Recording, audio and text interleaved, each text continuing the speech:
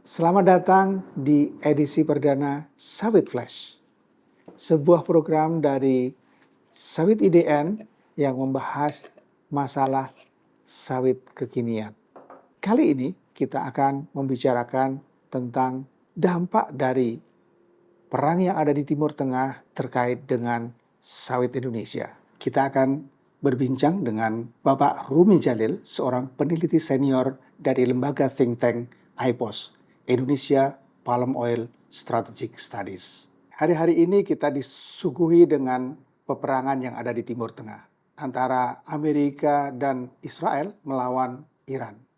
Itu bagaikan perang antara dua naga besar yang ekornya mengibas ke sana kemari. Kini banyak negara menjadi was-was, khawatir adanya turbulensi ekonomi dan perdagangan dan juga keamanan. Bagaimana dampaknya terhadap Indonesia yang notabene jaraknya sekitar 7.500 km dari TKP? Oke, terima kasih Pak Aji. Jadi terjadinya perang Iran dan Israel dan yang dibantu oleh Amerika ini pasti akan berdampak mengingat lokasi Iran berada di titik strategis di mana Iran ada di Teluk Persia. Di Teluk Persia itu ada namanya Selat Hormuz. Selat Hormuz ini mengangkut 20% minyak dunia dan signifikan LNG di dunia itu lewat tiap hari dari Selat Hormuz.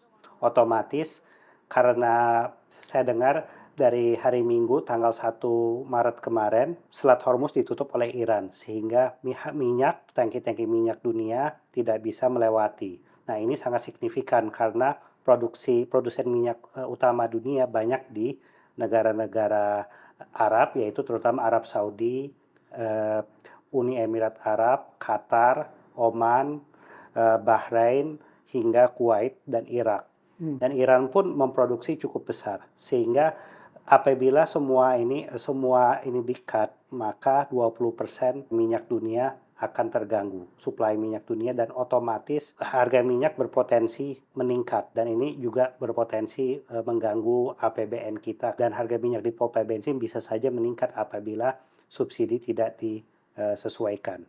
Kami mendengar baru hari ini bahwa ada satu kapal yang memang tidak mau berhenti, akhirnya ditenggelamkan oleh Iran. Dan ini adalah menjadi berita yang besar pada hari ini. Nah, pertanyaannya adalah ketika Selat Hormuz ditutup, apakah ada dampaknya terhadap perdagangan minyak nabati maksud saya, yang dalam hal ini adalah minyak sawit atau CPO?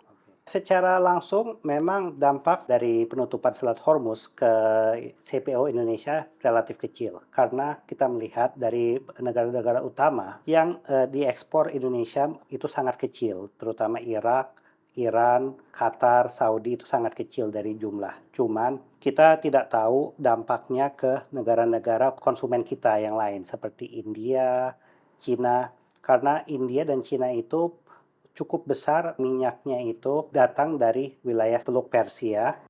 Nah, apabila terjadi kenaikan dan memukul daya beli masyarakat di India maupun di Cina maupun di Eropa, maka bisa jadi berdampak juga kepada CPO.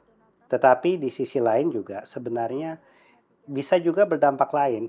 Apabila ternyata harga minyak menjadi sangat tinggi, maka akan ada push kepada biofuel di mana negara-negara akan meningkatkan konsumsi BBM nabati. Bisa jadi harganya CPO juga bisa meningkat, tetapi kita masih harus melihat bagaimana ini berjalan.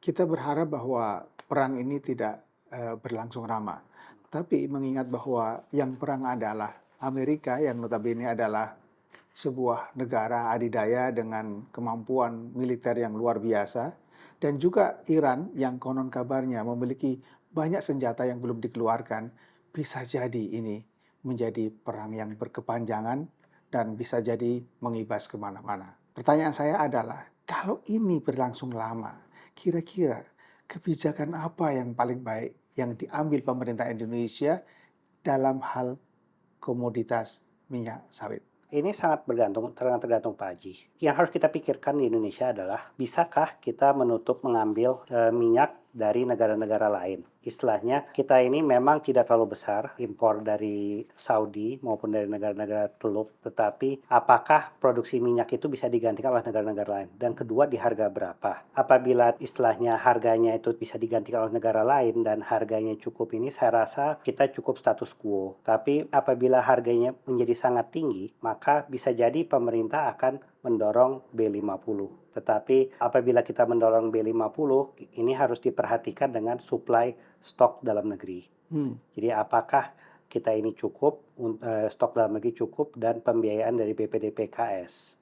Di sisi lain juga memang apabila harga minyak, otomatis selisih antara harga minyak nabati dengan harga minyak dunia akan semakin sempit. Jadi sehingga subsidi yang ditanggung oleh BPDPKS itu akan menurun dan berpotensi juga itu cukup baik dari BPDPKS. Cuman di sisi lain karena harga minyak apabila tidak dinaikkan maka APBN juga akan terdampak. Jadi kita harus melihat bagaimana akan ke depannya. Jadi ada kemungkinan plus, ada kemungkinan minus, begitu ya. Ya. Artinya ada juga kemungkinan blessing in disguise dari perang ini buat Indonesia. Kalau kita melihat dari segi minyak sawit bisa jadi terjadi kenaikan apabila terjadi peningkatan permintaan dari bahan bakar nabati, tetapi juga kita tidak bisa menafikan bahwa ketergantungan kita pada energi itu masih sangat tinggi, terutama yang kita impor masih sangat tinggi.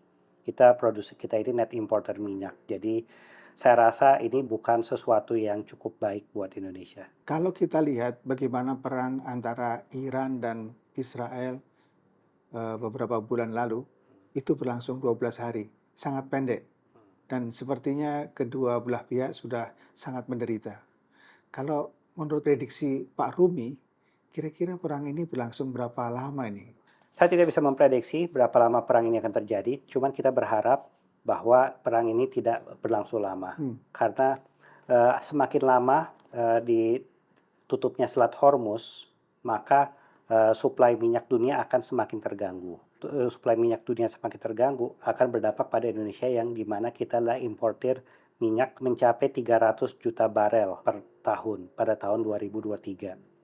Sehingga ini akan berdampak apabila harga ini akan berdampak ke harga BBM di pom bensin maupun subsidi APBN yang saat ini sedang mengalami kesulitan fiskal. Yang terakhir Pak, tentang harapan Bapak atas perang ini dan juga masa depan ekspor sawit Indonesia. Kita harap perang ini tidak menyebar, cukup antara tiga pihak yang bertikai saat ini, tidak menyebar ke negara-negara lain, sehingga semua bisa terjaga stabilitas. Dan kita berharap tidak sampai negara-negara konsumen terpukul seperti India, Cina, dan negara-negara Eropa terpukul karena kenaikan harga minyak apabila perang ini berkepanjangan, sehingga kita khawatirkan akan berdampak pada konsumsi sawit. Apabila ini berdampak pada ekspor, maka ini kita khawatirkan menjadi tidak baik. Terima kasih Pak.